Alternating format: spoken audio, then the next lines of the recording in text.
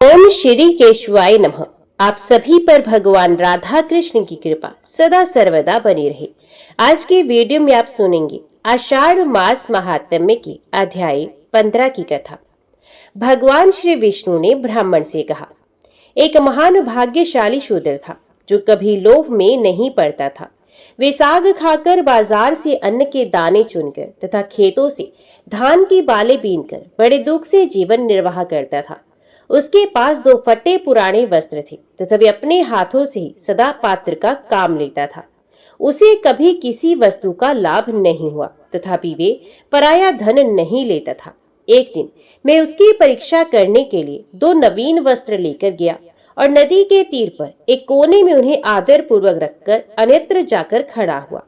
शूद्र ने उन दोनों वस्त्रों को देखकर भी मन में लोभ नहीं किया। ये समझकर कि ये किसी और के पड़े होंगे, चुपचाप घर चला गया। तब ये सोचकर कि ये बहुत थोड़ा लाभ होने के कारण ही उसने इन वस्त्रों को नहीं लिया होगा, मैंने गूलर के फल में सोने का टुकड़ा डालकर उसे वहीं पर रख दिया।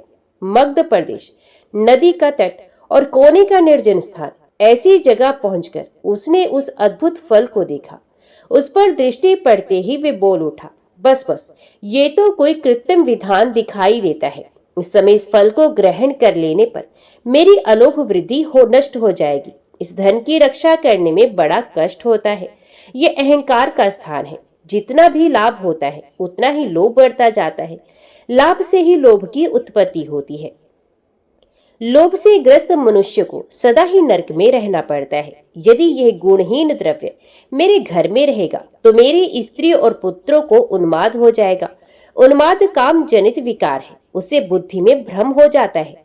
भ्रम से मोह और अहंकार की उत्पत्ति होती है, उनसे क्रोध और लोभ का प्रादुर्भाव होता है। इन सब की अधिकता होने पर तपस्या का नाश हो जाएगा। तपस्या का क्षय हो जाने पर चित्त को मोह में डालने वाला मालिन्य पैदा होगा। उस मलिनता रूप सांकल में बंध जाने पर मनुष्य फिर ऊपर नहीं उठ सकता। ये विचार कर विशुद्र उस फल को वहीं छोड़कर घर चला गया। उसमें स्वर्गस्थ देवता प्रसन्नता के साथ साधु साधु कहकर उसकी प्रशंसा करने लगे। तब मैं एक शपणक का रूप धारण करके उसके घर के पास किया और लोगों को उनके भाग्य की बातें बताने लगा। विशेषित भूतकाल की बात बताया करता था। फिर लोगों के बारंबार आने जाने से ये समाचार सब ओर फैल गया। ये सुनकर वो शूद्र की स्त्री भी मेरे पास आई और अपने भाग्य का कारण पूछने लगी। तब मैंने तुरंत ही उसके मन की बात बता दी और एकांत में स्थित होकर कहा, महाभागे, विधाता ने आज तेरे लिए बहुत धन दिया था, किंतु तेरे पति ने मूर्ख की भांति उसका परित्याग कर दिया है। तेरे घर में धन का बिल्कुल अभाव है। अतः जब तक तेरा पति जीवित रहेगा तब तक उसे दरिद्रता ही भोगनी पड़ेगी। इसमें तनिक भी संदेह नहीं है। माता, तो शीघ्र ही अपने घर जा और पति से उस धन के विषय में पूछ। इस मंगल में वचन को सुनकर वे अपने पति के पास गई और उस दुखद वृत्तांत की चर्चा करने लगी। उसकी बात को सुनकर शूद्र को बड़ा विस्मय हुआ। वे कुछ सोचकर पत्नी को साथ लिए मेरे पास आया और एकांत में मुझसे बोला, शपणक, बताओ तुम क्या कहते हो। शपणक बोला, तात, तुम्हें प्रत्यक्ष धन प्राप्त हुआ था, फिर भी तुमने अवज्ञा पूर्वक तिनके की भांति उसका त्याग कर दिया। ऐसा क्यों किया? जान पड़ता है तुम्हारे भाग्य में भोग नहीं बधा है। धन के अभाव में तुम्हें जन्म से लेकर मृत्यु तक अपने और बंधु बांधवों की दुख देखने पड़ेंगे। प्रतिदिन मृतकों जैसी अवस्था भोगनी पड़ेगी। इसलिए शीघ्र ही उस धन को ग्रहण करो और निष्कंटक भोग भोगो। शूद्र ने कहा, शपणक, मुझे धन की इच्छा नहीं। धन संसार बंधन में डालने वाला एक जाल है। उसमें फंसे हुए मनुष्य का फिर उद्धार नहीं होता। इस लोक और परलोक में भी धन के जो दोष हैं उन्हें सुनो। धन रहने पर चोर, बंधु बांधव तथा राजा से भी भय प्राप्त होता है। सब मनुष्य उस धन को हड़प लेने के लिए धनी व्यक्ति को मार डालने की अभिलाषा रखते हैं। फिर धन कैसे सुखद हो सकता है? धन प्राणों का घातक और पाप का साधक है। धनी का घर काल एवं काम आदि दोषों का निकेतन बन जाता है। धन दुर्गति का प्रधान कारण है। शपणक बोला, जिसके पास धन होता है उसी को मित्र मिलते हैं। जिसके पास धन है उसके सभी भाई बंधु हैं। कुल, शील, पांडित्य, रूप, भोग, यश और सुख, ये सब धनवान को ही प्राप्त होते हैं। धनहीन मनुष्य को तो उसके स्त्री पुत्र भी त्याग देते हैं, फिर उसे मित्रों की प्राप्ति कैसे हो सकती है? जो जन्म से दरिद्र है वे धर्म का अनुष्ठान कैसे कर सकती हैं? स्वर्ग प्राप्ति में उपकारक जो सात्विक यज्ञ कार्य तथा पोखरे खुदवाना आदि कर्म है, वे भी धन के अभाव में नहीं हो सकते। दान संसार के लिए स्वर्ग की सीढ़ी है, किंतु निर्धन व्यक्ति के द्वारा उसकी भी सिद्धि होनी असंभव है। व्रत आदि का पालन, धर्म उपदेश आदि का श्रवण, पितृ यज्ञ आदि का अनुष्ठान तथा तीर्थ सेवन, ये शुभ कर्म धनहीन मनुष्य के हो नहीं सकते। रोगों का निवारण, पथ्य का सेवन, औषधों का संग्रह, अपने शरीर की रक्षा तथा शत्रु पर विजय आदि कार्य भी धन से ही सिद्ध होते हैं। इसलिए जिसके पास बहुत धन हो उसी को इच्छा अनुसार भोग प्राप्त हो सकते हैं। धन रहने पर तुम दान से ही शीघ्र स्वर्ग की प्राप्ति कर सकते हो। शूद्र ने कहा, कामनाओं का त्याग करने से ही समस्त व्रतों का पालन हो जाता है। क्रोध छोड़ देने से तीर्थों का सेवन हो जाता है। दया ही जप के समान है। संतोष ही शुद्ध धन है। अहिंसा ही सबसे बड़ी सिद्धि है। शिलोश्रुति उत्तम जीविका है। साग का भोजन ही अमृत के समान है। उपवास ही उत्तम तपस्या है। संतोष ही मेरे लिए बहुत बड़ा भोग है। कोढ़ी का दान मुझ जैसे व्यक्ति के लिए महादान है। पराई स्त्रियां माता और पराया धन मिट्टी के ढेले के समान, पर स्त्री सर्पणी के समान भयंकर है। यही सब मेरा यज्ञ है गुणनिधे, इसी कारण मैं उस धन को ग्रहण नहीं करता। ये मैं सच सच बता रहा हूँ। कीचड़ लगाकर धोने की अपेक्षा दूर से उसका स्पर्श ना करना ही अच्छा है। श्री भगवान ने कहा, राजन, उस शूद्र के इतना कहते ही संपूर्ण देवता उसके शरीर और मस्तक फूलों की वर्षा करने लगे। देवताओं के नगारे बज उठे। गंधर्वों का गान होने लगा। तुरंत ही आकाश से विमान उतर आया। देवताओं ने कहा, धर्मात्मन, इस विमान पर बैठो और सत्य लोक में चलकर दिव्य भोगों का उपभोग करो। तुम्हारे ही उपभोग काल का कोई प्रमाण नहीं है। अनंत काल तक तुम्हें पुण्यों का फल भोगना है। देवगणों के यूं कहने पर शूद्र बोला, इस शपर्णक को ऐसा ज्ञान, ऐसी चेष्टा और इस प्रकार भाषण की शक्ति कैसे प्राप्त हुई? इसके रूप में भगवान विष्णु, शिव, ब्रह्मा, शुक्र अथवा बृहस्पति, इनमें से तो कोई नहीं है। अथवा मुझे छलने के लिए साक्षात धर्म ने ही यहाँ कोई रूप धारण तो नहीं किया। शूद्र के ऐसा वचन सुनकर शपर्णक के रूप में उपस्थित हुआ मैं हंसकर बोला, महामुने, मैं साक्षात विष्णु हूँ। तुम्हारे धर्म को जानने के लिए ही यहाँ आया हूँ। अब तुम आकर अपने परिवार सहित विमान पर बैठकर स्वर्ग को जाओ। तदंतर वे शूद्र दिव्य आभूषण और दिव्य वस्त्रों से सुशोभित हो सहसा परिवार सहित स्वर्गलोक को चला गया। इस प्रकार उस शूद्र परिवार के सब लोग लोभ त्याग देने के कारण स्वर्ग से धारे। बुद्धिमान तुलाधार धर्मात्मा है। वे सत्य धर्म में प्रतिष्ठित है, इसलिए देशांतर में होने वाली बातें भी उन्हें ज्ञात हो जाती हैं। तुलाधार के समान प्रतिष्ठित व्यक्ति देवलोक में भी नहीं है। जो मनुष्य सब धर्मों में प्रतिष्ठित होकर इस पवित्र उपाख्यान का श्रवण करता है, उसके जन्म जन्म के पाप तत्काल नष्ट हो जाते हैं। एक बार के पाठ से उसे सब यज्ञों का फल मिल जाता है। वे लोक में श्रेष्ठ और देवताओं का भी पूज्य हो जाता है। व्यास जी कहते हैं, तदंतर मूक, चांडाल आदि सभी धर्मात्मा परमधाम जाने की इच्छा से भगवान के पास आए। उनके साथ उनकी स्त्रियां तथा अन्यान्य परिकर भी थे। इतना ही नहीं, उनके घर के आसपास जो छिपकलियां तथा नाना प्रकार के कीड़े मकोड़े आदि थे, वे देव स्वरूप होकर उनके पीछे पीछे जाने को उपस्थित थे। उस समय देवता, सिद्ध और महर्षिगण धन्य धन्य के नारे लगाते हुए फूलों की वर्षा करने लगे। विमानों और वनों में देवताओं के नगारे बजने लगे। वे सब महात्मा अपने अपने विमान पर आरूढ़ हो विष्णु धाम को पधारे। ब्राह्मण नरोत्तम ने ये अद्भुत दृश्य देखकर श्री जनार्दन से कहा, देवेश मधुसूदन, मुझे कोई उपदेश दीजिए। श्री भगवान बोले, तात, तुम्हारे माता पिता का चित्त शोक से व्याकुल हो रहा है। उनके पास जाओ। उनकी यत्न पूर्वक आराधना करके तुम शीघ्र ही मेरे धाम में जाओगे। माता पिता के समान देवता देवलोक में भी नहीं है। उन्होंने शैशव काल में तुम्हारे घिनौने शरीर का सदा पालन किया है, उसका पोषण करके बढ़ाया है। तुम अज्ञान दोष से युक्त थे। माता पिता ने तुम्हें सज्ञान बनाया है। चराचर प्राणियों से समस्त त्रिलोकी में भी उनके समान पूजनीय कोई नहीं है। तदंतर देवगण, मुख, चांडाल, पतिव्रता शुभा, तुलाधार वैश्य, सज्जन आद्रोह और वैष्णव संत, इन पांचों महात्माओं को साथ ले प्रसन्नता पूर्वक भगवान की स्तुति करते हुए वैकुंठ धाम में पधारे। वे सभी अच्युत स्वरूप होकर संपूर्ण लोकों के ऊपर स्थित हुए। नरोत्तम ब्राह्मण ने भी यत्न पूर्वक माता पिता की आराधना करके थोड़े काल में ही कुटुंब सहित भगवत धाम को प्राप्त किया। शिष्यगण, ये 5 महात्माओं का पवित्र उपाख्यान मैंने तुम्हें सुनाया है। जो इसका पाठ अथवा श्रवण करेगा उसकी कभी दुर्गति नहीं होगी। वे ब्रह्मत्या आदि पापों से कभी लिप्त नहीं हो सकता। मनुष्य करोड़ों गोदान करने से जिस फल को प्राप्त करता है, पुष्कर तीर्थ और गंगा नदी में स्नान करने से उसे जिस फल की प्राप्ति होती है, वही फल एक बार इस उपाख्यान के सुनने मात्र से मिल जाता है। ब्राह्मणों ने कहा, मुनिश्रेष्ठ, यदि हम लोगों पर आपका अनुग्रह हो तो उन श्रेष्ठ कर्मों का वर्णन कीजिए जिनसे संसार में कीर्ति और धर्म की प्राप्ति होती है। व्यास जी ने कहा, जिसके खुदवाए हुए पोखरे में अथवा वन में गोएं 1 मास या 7 दिनों तक तृप्त रहती हैं, वे पवित्र होकर संपूर्ण देवताओं द्वारा पूजित होता है। विशेषित प्रतिष्ठा के द्वारा पवित्र हुई पोखरे के जल का दान करने से जो फल होता है वे सब सुनो। पोखरे में जब मेघ वर्षा करता है, उसमें जल के जितने छींटे उछलते हैं, उतने ही 1000 वर्षों तक पोखरा बनवाने वाला मनुष्य स्वर्गलोक का सुख भोगता है। जल से खेती पकती है, जिससे मनुष्य को प्रसन्नता होती है। जल के बिना प्राणों का धारण करना संभव है। पितरों का तर्पण, शौच, सुंदर रूप और दुर्गंध का नाश, ये सब जल पर ही निर्भर है। इस जगत में संग्रह किए हुए संपूर्ण बीजों का आधार जल ही है। कपड़े धोना और बर्तनों को मांज धोकर चमकीला बनाना भी जल के ही अधीन है। इसी से प्रत्येक कार्य में जल को पवित्र माना गया है। अतः सब प्रकार से प्रयत्न करके सारा बल और सारा धन लगाकर बावली, कुआं तथा पोखरा बनवाना चाहिए।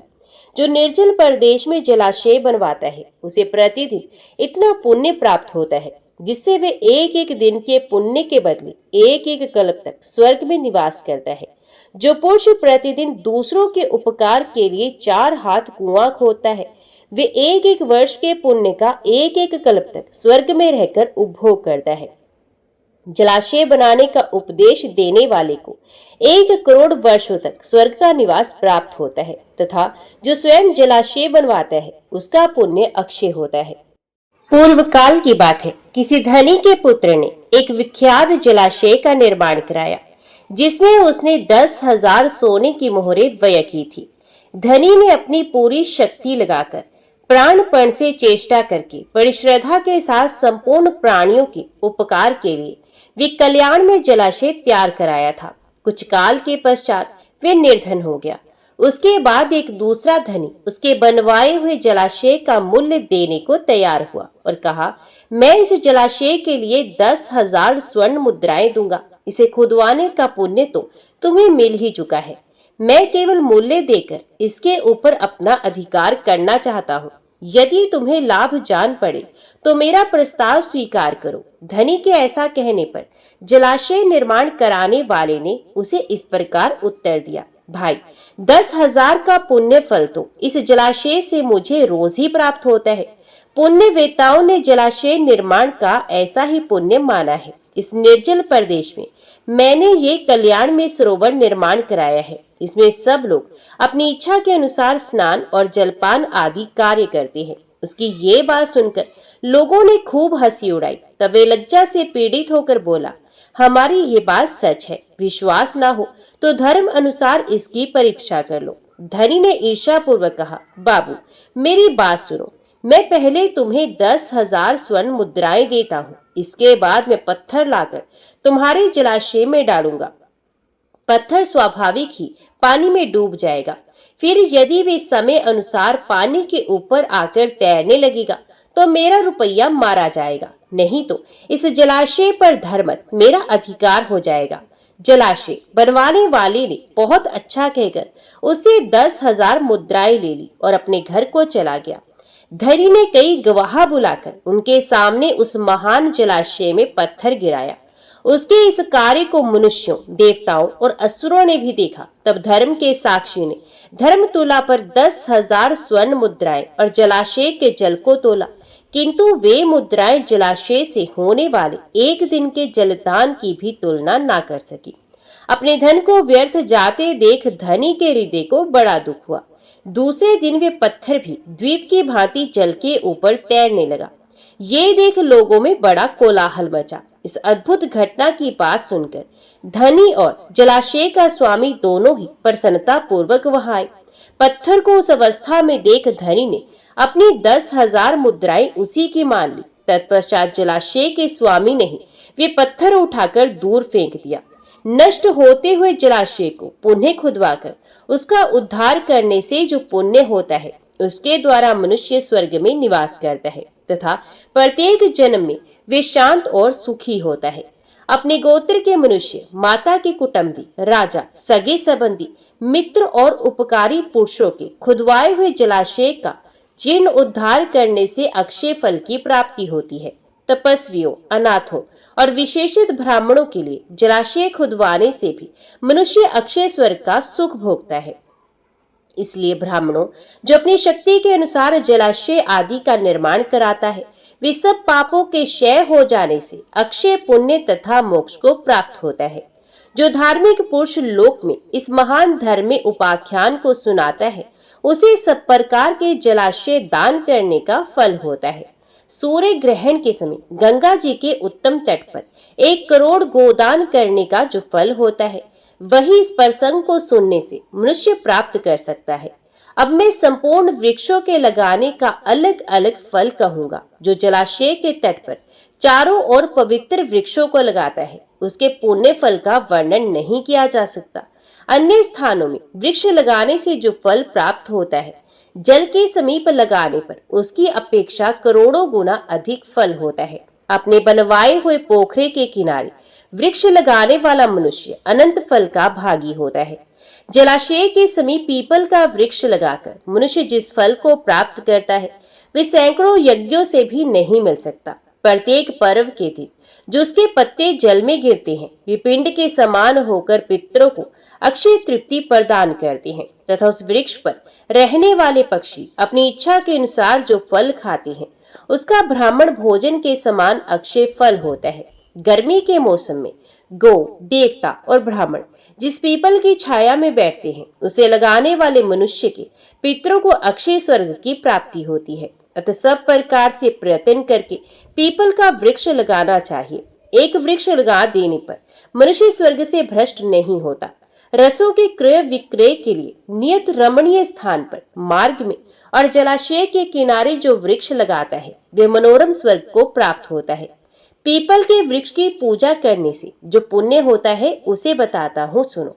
जो मनुष्य स्नान करके पीपल के वृक्ष का स्पर्श करता है, वे सब पापों से मुक्त हो जाता है।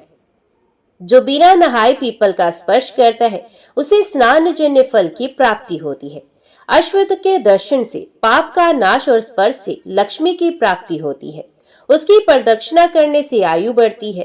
पीपल वृक्ष को हविष्य, दूध, नैवेद्य, फूल, धूप और दीपक अर्पण करके मनुष्य स्वर्ग से भ्रष्ट नहीं होता।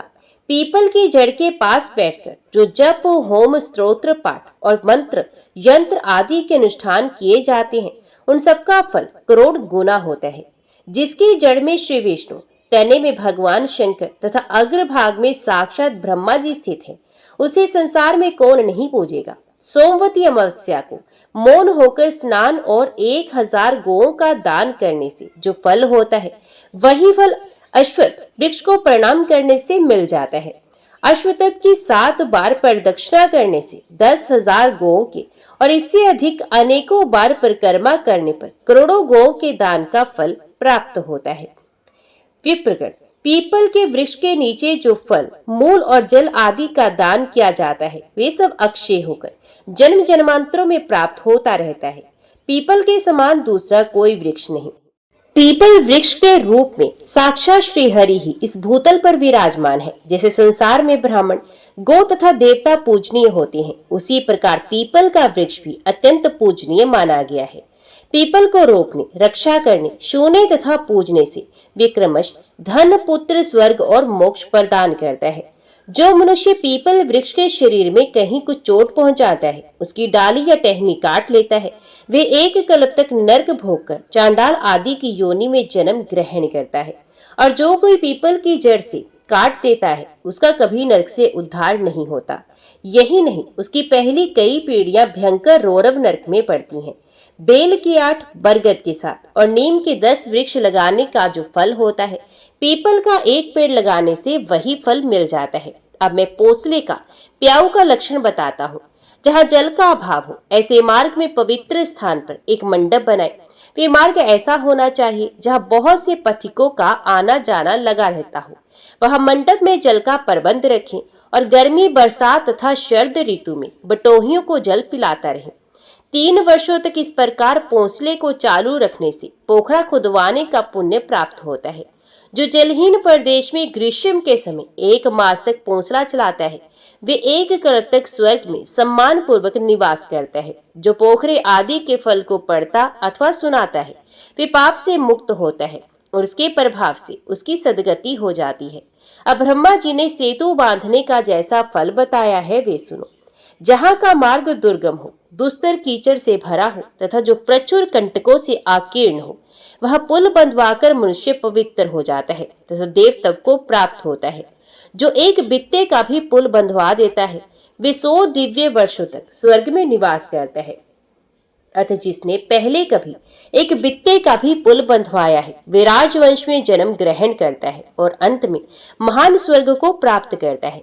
इसी प्रकार जो गोचर भूमि छोड़ता है, वे कभी स्वर्ग से नीचे नहीं गिरता। गोदान करने वाले की जो गति होती है, वही उसकी भी होती है। जो मनुष्य यथाशक्ति गोचर भूमि छोड़ता है, उसे प्रतिदिन 100 से भी अधिक ब्राह्मणों को भोजन कराने का पुण्य मिलता है। जो पवित्र वृक्ष और गोचर भूमि का उच्छेद करता है, उसकी 21 पीढ़ियां रौरव नरक में पकाई जाती हैं। गांव के गोपाल को चाहिए कि गोचर भूमि को नष्ट करने वाले मनुष्य का पता लगाकर उसे दंड दे। जो मनुष्य भगवान श्री विष्णु की प्रतिमा के लिए 3 या 5 खंभों से युक्त शोभा संपन्न और सुंदर कलश से विभूषित मंदिर बनवाता है, अथवा इससे भी बढ़कर जो मिट्टी या पत्थर का देवालय निर्माण कराता है, उसके खर्च के लिए धन और वृत्ति लगाता है तथा मंदिर में अपने इष्ट देव की, विशेषत भगवान श्री विष्णु की प्रतिमा स्थापित करके शास्त्रोक्त विधि से उसकी प्रतिष्ठा करता है, वह नरश्रेष्ठ भगवान श्री विष्णु के सायुज्य को प्राप्त होता है। श्री विष्णु या श्री शिव की प्रतिमा बनवाकर उसके साथ अन्य देवताओं की भी मनोहर मूर्ति निर्माण कराने से मनुष्य जिस फल को प्राप्त करता है, वे इस पृथ्वी पर हजारों यज्ञ, दान और व्रत आदि करने से भी नहीं मिलता। अपनी शक्ति के अनुसार श्री शिवलिंग के लिए मंदिर बनवाकर धर्मात्मा पुरुष वही फल प्राप्त करता है जो श्री विष्णु प्रतिमा के लिए मंदिर बनवाने से मिलता है। वे शिव सायुज्य को प्राप्त होता है। जो मनुष्य अपने घर में भगवान श्री शंकर की सुंदर प्रतिमा स्थापित करता है, वे 1 करोड़ कल्पों तक देवलोक में निवास करता है। जो मनुष्य प्रसन्नता पूर्वक श्री गणेश जी का मंदिर बनवाता है, वे देवलोक में पूजित होता है। इसी प्रकार जो नरश्रेष्ठ भगवान सूर्य का मंदिर बनवाता है, उसे उत्तम फल की प्राप्ति होती है। सूर्य प्रतिमा के लिए पत्थर का मंदिर बनवाकर मनुष्य 100 करोड़ कल्पों तक स्वर्ग भोगता है। जो इष्ट देव के मंदिर में 1 मास तक अहर्निश घी का दीपक जलाता है, वे उत्तम देवताओं से पूजित होकर 10,000 दिव्य वर्षों तक स्वर्गलोक में निवास करता है। तिल की अथवा दूसरे किसी तेल से दीपक जलाने का फल घी की अपेक्षा आधा होता है। 1 मास तक जल चढ़ाने से जो फल मिलता है, उससे मनुष्य ईश्वर भाव को प्राप्त होता है। शीतकाल में देवता को रुईदार कपड़ा चढ़ाकर मनुष्य सब दुखों से मुक्त हो जाता है। देव विग्रह को ढकने के लिए 4 हाथ का सुंदर वस्त्र अर्पण करके मनुष्य कभी स्वर्ग से नहीं गिरता। उन्नति की इच्छा रखने वाले पुरुषों को स्वयंभू शिवलिंगों की पूजा करनी चाहिए। जो विद्वान एक बार भी शिवलिंग की परिक्रमा करता है, वे 100 दिव्य वर्षों तक स्वर्गलोक का सुख भोगता है। इसी प्रकार स्वयंभू लिंग को नमस्कार करके मनुष्य विश्व वंदनीय होकर स्वर्गलोक को जाता है। इसलिए प्रतिदिन उन्हें प्रणाम करना चाहिए। जो मनुष्य लिंग स्वरूप भगवान श्री शंकर के धन का अपहरण करता है, वे रौरव नरक की यातना भोगकर अंत में कीड़ा होता है। जो शिवलिंग अथवा भगवान श्री विष्णु की पूजा के लिए मिले हुए दाता के द्रव्य को स्वयं ही हड़प लेता है, वे अपने कुल की करोड़ों पीढ़ियों के साथ नरक से उद्धार नहीं पाता। जो जल, फूल और धूप दीप आदि के लिए धन लेकर फिर लोभवश उसे उस कार्य में नहीं लगाता, वे अक्षय नरक में पड़ता है। भगवान शिव के अन्नपान का भक्षण करने से मनुष्य की बड़ी दुर्गति होती है। अतः जो ब्राह्मण शिव मंदिर में पूजा की वृत्ति से जीविका चलाता है, उसका कभी नरक से उद्धार नहीं होता। अनाथ, दीन और विशेषित श्रोत्रिय ब्राह्मण के लिए सुंदर घर निर्माण कराकर मनुष्य कभी स्वर्गलोक से नहीं गिरता। जो इस परम उत्तम पवित्र उपाख्यान का प्रतिदिन श्रवण करता है, उसे अक्षय स्वर्ग की प्राप्ति होती है तथा मंदिर निर्माण आदि का फल भी प्राप्त हो जाता है। ब्राह्मणों ने पूछा, द्विश्रेष्ठ, इस मृत्यु लोक में कौन ऐसा मनुष्य है जो पुण्य आत्माओं में श्रेष्ठ, परम पवित्र, सबके लिए सुलभ, मनुष्यों के द्वारा पूजन करने योग्य तथा मुनियों और तपस्वियों का भी आदर पात्र हो? व्यास जी बोले, विप्रगण, रुद्राक्ष की माला धारण करने वाला पुरुष सब प्राणियों में श्रेष्ठ है। उसके दर्शन मात्र से लोगों की पाप राशि विलीन हो जाती है। रुद्राक्ष के स्पर्श से मनुष्य स्वर्ग का सुख भोगता है और उसे धारण करने से वे मोक्ष को प्राप्त होता है। जो मस्तक पर तथा हृदय और बाह में भी रुद्राक्ष धारण करता है, वे संसार में साक्षात भगवान शंकर के समान है। रुद्राक्षधारी ब्राह्मण जहाँ रहता है, वे देश पुण्यवान होता है। रुद्राक्ष का फल तीर्थों में महान तीर्थ के समान है। ब्रह्म ग्रंथि से युक्त मंगल में रुद्राक्ष की माला लेकर जो जप, दान, स्तोत्र, मंत्र और देवताओं का पूजन तथा दूसरा कोई पुण्य क्रम करता है, वे सब अक्षय हो जाता है तथा उससे पापों का क्षय होता है। श्रेष्ठ द्विजगण, अब मैं माला का लक्षण बतलाता हूँ, सुनो। उसका लक्षण जानकर तुम लोग मोक्ष मार्ग प्राप्त कर लोगे। जिस रुद्राक्ष में योनि का चिन्ह ना हो, जिसमें कीड़ों ने छेद कर दिया हो, जिसका लिंग चिन्ह मिट गया हो तथा जिसमें दो बीज एक साथ सटे हुए हों, ऐसे रुद्राक्ष के दानों को माला में नहीं लेना चाहिए। जो माला अपने हाथ से गूंथी हुई और ढीली ढाली हो, जिसके दाने एक दूसरे से सटे हुए हों, अथवा शूद्र आदि नीच मनुष्यों ने जिसे गूंथा हो, ऐसी माला अशुद्ध होती है। उसका दूर से ही परित्याग कर देना चाहिए। जो सर्प के समान आकार वाली, एक ओर से बड़ी और दूसरी ओर से छोटी, नक्षत्रों की सी शोभा धारण करने वाली, सुमेरु से युक्त तथा सटी हुई ग्रंथि के कारण शुद्ध है, वही माला उत्तम मानी गई है। विद्वान पुरुष को वैसी ही माला पर जप करना चाहिए। उपर्युक्त लक्षणों से शुद्ध रुद्राक्ष की माला हाथ में लेकर मध्यमा उंगली से लगे हुए दानों को अंगूठे से सरगाते हुए जप करना चाहिए। मेरु के पास पहुंचने पर माला को हाथ से बार बार घुमा लेना चाहिए। मेरु का उल्लंघन करना उचित नहीं है। वैदिक, पौराणिक तथा आगमोक्त जितने भी मंत्र हैं, सब रुद्राक्ष माला पर जप करने से अभिष्ट फल के उत्पादक और मोक्षदायक हो जाते हैं। जो रुद्राक्ष माला से चूते हुए जल को मस्तक पर धारण करता है, वे सब पापों से शुद्ध होकर अक्षय पुण्य का भागी होता है। रुद्राक्ष माला का एक एक बीज एक एक देवता के समान है। जो मनुष्य अपने शरीर में रुद्राक्ष धारण करता है, वे देवताओं में श्रेष्ठ होता है। ब्राह्मणों ने पूछा, गुरुदेव, रुद्राक्ष उत्पत्ति कहाँ से हुई तथा वे इतना पवित्र कैसे हुआ? व्यास जी बोले, ब्राह्मणों, पहले किसी सतयुग में एक त्रिपुर नाम का दानव रहता था। वे देवताओं का वध करके अपने अंतरिक्षचारी नगर में छिप जाया करता था। ब्रह्मा जी के वरदान से प्रबल होकर वे संपूर्ण लोकों के विनाश की चेष्टा कर रहा था। एक समय देवताओं के निवेदन करने पर भगवान शंकर ने यह भयंकर समाचार सुना। सुनते ही उन्होंने अपने आजगव नामक धनुष पर विकराल बाण चढ़ाया और उस दानव को दिव्य दृष्टि से देखकर मार डाला। दानव आकाश से टूटकर गिरने वाली बहुत बड़ी लूका के समान इस पृथ्वी पर गिरा। इस कार्य में अत्यंत श्रम होने के कारण रुद्रदेव के शरीर से पसीने की बूंदें टपकने लगी। उन बूंदों से तुरंत ही पृथ्वी पर रुद्राक्ष का महान वृक्ष प्रकट हुआ। इसका फल अत्यंत गुप्त होने के कारण साधारण जीव उसे नहीं जानते। तदंतर एक दिन कैलाश के शिखर पर विराजमान हुए देवादिदेव भगवान शंकर को प्रणाम करके कार्तिकेय जी ने कहा, तात, मैं रुद्राक्ष का यथार्थ फल जानना चाहता हूँ। उस पर जप करने तथा उसका धारण, दर्शन अथवा स्पर्श करने से क्या फल मिलता है? भगवान शिव ने कहा, रुद्राक्ष के धारण करने से मनुष्य संपूर्ण पापों से छूट जाता है। यदि कोई हिंसक पशु भी कंठ में रुद्राक्ष धारण करके मर जाए तो रुद्र स्वरूप हो जाता है। फिर मनुष्य आदि के लिए तो कहना ही क्या है। जो मनुष्य मस्तक और हृदय में रुद्राक्ष की माला धारण करके चलता है उसे पग पग पर अश्वमेध यज्ञ का फल प्राप्त होता है। रुद्राक्ष में 1 से लेकर 14 तक मुख होते हैं। जो कितने भी मुख वाले रुद्राक्षों को धारण करता है वे मेरे समान होता है। इसलिए पुत्र, तुम पूरा प्रयत्न करके रुद्राक्ष को धारण करो। जो रुद्राक्ष धारण करके इस भूतल पर प्राण त्याग करता है वे सब देवताओं से पूजित होकर मेरे रमणीय धाम को जाता है। जो मृत्यु लोक में मस्तक पर एक रुद्राक्ष की माला धारण करता है वे शैव, वैष्णव, शाक्त, गणेश उपासक और सूर्य उपासक सब कुछ है। जो इस प्रसंग को पढ़ता, पढ़ाता, सुनता और सुनाता है वे सब पापों से मुक्त होकर सुखपूर्वक मोक्ष लाभ करता है।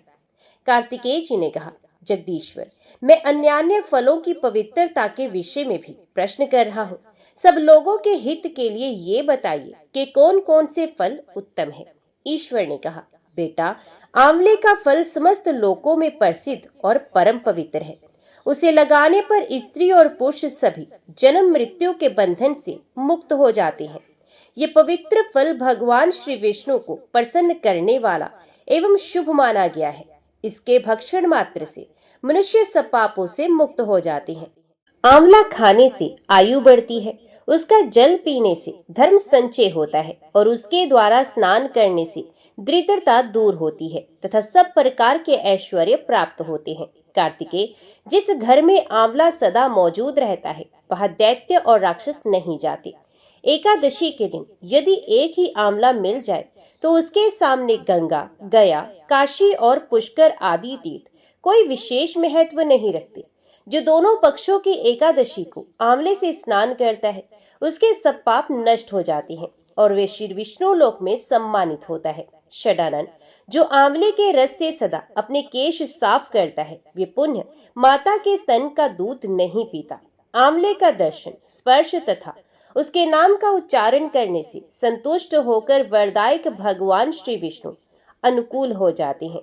जहाँ आंवले का फल मौजूद होता है वहाँ भगवान श्री विष्णु सदा विराजमान रहते हैं तथा उस घर में ब्रह्मा एवं सुस्थिर लक्ष्मी का भी वास होता है। इसलिए अपने घर में आंवला अवश्य रखना चाहिए। जो आंवले का बना मुरब्बा एवं बहुमूल्य नैवेद्य अर्पण करता है उसके ऊपर भगवान श्री विष्णु बहुत संतुष्ट होते हैं। उतना संतोष उन्हें सैकड़ों यज्ञ करने पर भी नहीं हो सकता। सकंद, योगी मुनियों तथा ज्ञानियों को जो गति प्राप्त होती है वही आंवले का सेवन करने वाले मनुष्य को भी मिलती है। तीर्थों में वास एवं तीर्थ यात्रा करने से तथा नाना प्रकार के व्रतों से मनुष्य को जो गति प्राप्त होती है वही आंवले का फल का सेवन करने से भी मिल जाती है। तात, प्रत्येक रविवार तथा विशेष सप्तमी तिथि को आंवले का फल दूर से ही त्याग देना चाहिए। संक्रांति के दिन, शुक्रवार को तथा षष्ठी, प्रतिपदा, नवमी और अमावस्या को आंवले का दूर से ही परित्याग करना उचित है। जिस मृतक के मुख, नाक, कान अथवा बालों में आंवले का फल हो वे श्री विष्णु लोक को जाता है। आंवले के संपर्क मात्र से मृत व्यक्ति भगवत धाम को प्राप्त होता है। जो धार्मिक मनुष्य शरीर में आंवले का रस लगाकर स्नान करता है उसे पद पद पर अश्वमेध यज्ञ का फल प्राप्त होता है। उसके दर्शन मात्र से जितने भी पापी जंतु हैं वे भाग जाते हैं तथा कठोर एवं दुष्ट ग्रह पलायन कर जाते हैं। सकन, पूर्व काल की बात है। एक चांडाल शिकार खेलने के लिए वन में गया। वहां अनेकों मृगों और पक्षियों को मारकर जब वे भूख प्यास से अत्यंत पीड़ित हो गया तब सामने ही उसे एक आंवले का वृक्ष दिखाई दिया। उसमें खूब मोटे मोटे फल लगे थे। चांडाल सहसा वृक्ष के ऊपर चढ़ गया और उसके उत्तम उत्तम फल को खाने लगा। प्रारब्धवश वे वृक्ष के शिखर से पृथ्वी पर गिर पड़ा और वेदना से व्यथित होकर इस लोक से चल बसा। तदंतर संपूर्ण प्रेत, राक्षस, भूतगण तथा यमराज के सेवक बड़ी प्रसन्नता के साथ वहां आए, किंतु उसे साथ में लेकर ना जा सके। यद्यपि वे महान बलवान थे तथापि उस मृतक चंडाल की ओर आंख उठाकर देख भी नहीं सकते थे। जब कोई भी उसे पकड़कर ले जा ना सका तब वे अपनी असमर्थता देखकर मुनियों के पास जाकर बोले, ज्ञानी महर्षियों, चांडाल तो बड़ा पापी था, फिर क्या कारण है कि हम लोग तथा ये यमराज के सेवक उसकी ओर देख भी नहीं सकते। ये मेरा है, ये मेरा है कहते हुए हम लोग झगड़ा कर रहे हैं, किंतु उसे ले जाने की शक्ति नहीं रखते। क्यों और किसके प्रभाव से वे सूर्य की भांति दुष्प्रेक्ष्य हो रहा है, उसकी ओर दृष्टिपात करना भी कठिन जान पड़ता है। मुनियों ने कहा, प्रेतगण, इस चांडाल ने आंवले के पके हुए फल खाए हैं। उसकी डाल टूट जाने से उसके संपर्क में ही इसकी मृत्यु हुई है। मृत्यु लोक में भी इसके आसपास बहुत से फल बिखरे पड़े थे। इन्हीं सब कारणों से तुम लोगों का इसकी ओर देखना कठिन हो रहा है।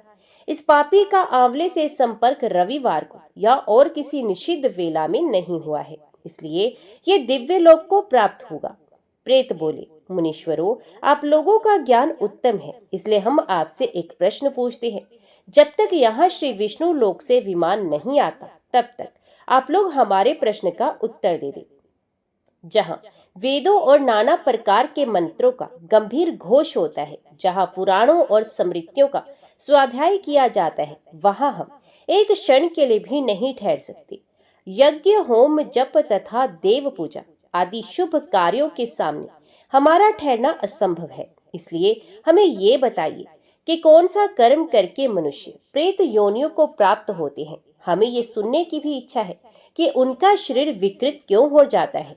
ब्रह्म ऋषियों ने कहा, जो झूठी गवाही देते तथा वध और बंधन में पड़कर मृत्यु को प्राप्त होते हैं, वे नरक में पड़े हुए जीव ही प्रेत होते हैं। जो ब्राह्मणों के दोष ढूंढने में लगे रहते हैं और गुरुजनों के शुभ कर्मों में बाधा पहुंचाते हैं तथा जो श्रेष्ठ ब्राह्मणों को दिए जाने वाले दान में रुकावट डाल देते हैं, वे चिरकाल तक प्रेत योनि में पड़कर नरक से कभी उद्धार नहीं पाते। जो मूर्ख अपने और दूसरे के बैलों को कष्ट दे, उनसे बोझ ढोने का काम लेकर उनकी रक्षा नहीं करते, जो अपनी प्रतिज्ञा का त्याग करके असत्य बोलते और व्रत भंग करते हैं तथा जो कमल के पत्ते पर भोजन करते हैं, वे सब इस पृथ्वी पर कर्म अनुसार प्रेत होते हैं।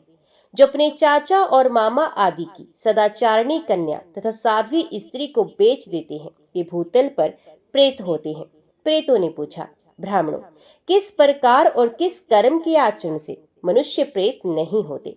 ब्राह्मणों ने कहा, जिस बुद्धिमान पुरुष ने तीर्थों के जल में स्नान तथा शिव को नमस्कार किया है, वे मनुष्य प्रेत नहीं होता। जो एकादशी अथवा द्वादशी को उपवास करके विशेषित भगवान श्री विष्णु का पूजन करते हैं तथा जो वेदों के अक्षर, सूक्त, स्तोत्र और मंत्र आदि के द्वारा देवताओं के पूजन में संलग्न रहते हैं, उन्हें भी प्रेत नहीं होना पड़ता। पुराणों के धर्म युक्त दिव्य वचन सुनने, पढ़ने और पढ़ाने से तथा नाना प्रकार के व्रतों का अनुष्ठान करने और रुद्राक्ष धारण करने से जो पवित्र हो चुके हैं और जो रुद्राक्षी माला पर जप करते हैं, वे प्रेत योनि को प्राप्त नहीं होते। जो आंवले के फल के रस से स्नान करके प्रतिदिन आंवला खाया करते हैं तथा आंवले के द्वारा भगवान श्री विष्णु का पूजन भी करते हैं, वे कभी पिशाच योनि में नहीं जाते। प्रेत बोले, महर्षियों, संतों के दर्शन से पुण्य होता है, इस बात को पौराणिक विद्वान जानते हैं। हमें भी आपका दर्शन हुआ है, इसलिए आप लोग हमारा कल्याण करें। धीर महात्माओं, जिस उपाय से हम सब लोगों को प्रेत योनि से छुटकारा मिले, उसका उपदेश कीजिए। हम आप लोगों की शरण में आए हैं। ब्राह्मण बोले, हमारे वचन से तुम लोग आंवले का भक्षण कर सकते हो, वे तुम्हारे लिए कल्याण कारक होगा। उसके प्रभाव से तुम उत्तम लोक में जाने के योग्य बन जाओगे। इस प्रकार ऋषियों से सुनकर पिशाच आंवले के वृक्ष पर चढ़ गए और उसका फल ले लेकर उन्हें बड़ी मौज के साथ खाया। तब देवलोक से तुरंत ही एक पीले रंग का स्वर्ण में विमान उतरा, जो परम शोभायमान था। पिशाचों ने उस पर आरूढ़ होकर स्वर्गलोक की यात्रा की। बेटा, अनेक व्रतों और यज्ञों के अनुष्ठान से भी जो अत्यंत दुर्लभ है, वही लोक उन्हें आंवले का भक्षण करने मात्र से मिल गया। कार्तिकेय जी ने पूछा, पिताजी, जब आंवले के फल का भक्षण करने मात्र से प्रेत पुण्य आत्मा होकर स्वर्ग को चले गए, तब मनुष्य आदि जितने भी प्राणी हैं, वे भी आंवला खाने से क्यों नहीं तुरंत स्वर्ग में चले जाते? महादेव जी ने कहा, बेटा, स्वर्ग की प्राप्ति तो उन्हें भी होती है, किंतु तुरंत ऐसा ना होने में एक कारण है, उनका ज्ञान लुप्त रहता है। वे अपने हित और अहित की बात नहीं जानते, इसलिए आंवले के महत्व में उनकी श्रद्धा नहीं होती। जिस घर की मालकिन सहज ही काबू में ना आने वाली पवित्रता और संयम से रहित गुरुजनों द्वारा निकाली हुई तथा दुराचारिणी होती है, वहां प्रेत रहा करती हैं। जो कुल और जाति से नीच, बल और उत्साह से रहित, बहरे, दुर्बल और दीन है, वे कर्म जनित पिशाच हैं, जो माता पिता गुरु और देवताओं की निंदा करते हैं। पाखंडी और वाम मार्गी हैं, जो गले में फांसी लगाकर, पानी में डूबकर, तलवार या छुरा भोंककर अथवा जहर खाकर आत्मघात कर लेते हैं। विप्रेत होने के पश्चात इस लोक में चांडाल आदि योनियों के भीतर जन्म ग्रहण करते हैं। जो माता पिता आदि से द्रोह करते, ध्यान और अध्ययन से दूर रहते हैं, व्रत और देव पूजा नहीं करते हैं, मंत्र और स्नान से हीन रहकर गुरु पत्नी गमन में परवर्त होते हैं, तथा जो दुर्गति में पड़ी हुई चांडाल आदि की स्त्रियों से समागम करते हैं, वे भी प्रेत होते हैं। मलेशियों के देश में जिनकी मृत्यु होती है, जो मलेशियों के समान आचरण करते हैं और स्त्री के धन से जीविका चलाते हैं, जिनके द्वारा स्त्रियों की रक्षा नहीं होती, वे निस्संदेह प्रेत होते हैं। जो क्षुधा से पीड़ित, थके मांदे, गुणवान और पुण्य आत्मा अतिथि के रूप में घर पर आए हुए ब्राह्मण को लौटा देते हैं, उसका यथावत सत्कार नहीं करते। जो गोभक्षी मलेशियों के हाथ गोय बेच देते हैं। जो जीवन भर स्नान, संध्या, वेद पाठ, यज्ञ अनुष्ठान और अक्षर ज्ञान से दूर रहते हैं। जो लोग जूठे शकोरे आदि और शरीर के मल मूत्र तीर्थ भूमि में गिराते हैं, वे निस्संदेह प्रेत होते हैं। जो स्त्रियां पति का परित्याग करके दूसरे लोगों के साथ रहती हैं, वे चिरकाल तक प्रेतलोक में निवास करने के पश्चात चांडाल योनि में जन्म लेती हैं। जो विषय और इंद्रियों से मोहित होकर पति को धोखा देकर स्वयं मिठाइयां उड़ाती हैं, वे पापाचारिणी स्त्रियां चिरकाल तक इस पृथ्वी पर प्रेत होती हैं। जो मनुष्य बलपूर्वक दूसरे की वस्तुएं लेकर उन्हें अपने अधिकार में कर लेते हैं और अतिथियों का अनादर करते हैं, वे प्रेत होकर नरक में पड़े रहते हैं। इसलिए जो आंवला खाकर उसके रस से स्नान करते हैं, वे सब पापों से मुक्त होकर विष्णु लोक में प्रतिष्ठित होते हैं। अतः सब प्रकार से प्रयत्न करके तुम आंवले के कल्याण में फल का सेवन करो। जो इस पवित्र और मंगलमय उपाख्यान का प्रतिदिन श्रवण करता है, वे संपूर्ण पापों से शुद्ध होकर भगवान श्री विष्णु के लोक में सम्मानित होता है। जो सदा ही लोगों में, विशेषत वैष्णवों में, आंवले के महात्म्य का श्रवण करता है, ये भगवान श्री विष्णु के सायुज्य को प्राप्त होता है, ऐसा पौराणिकों का कथन है। ओम नमो भगवते वासुदेवाय नमः। जय श्री राधे कृष्ण।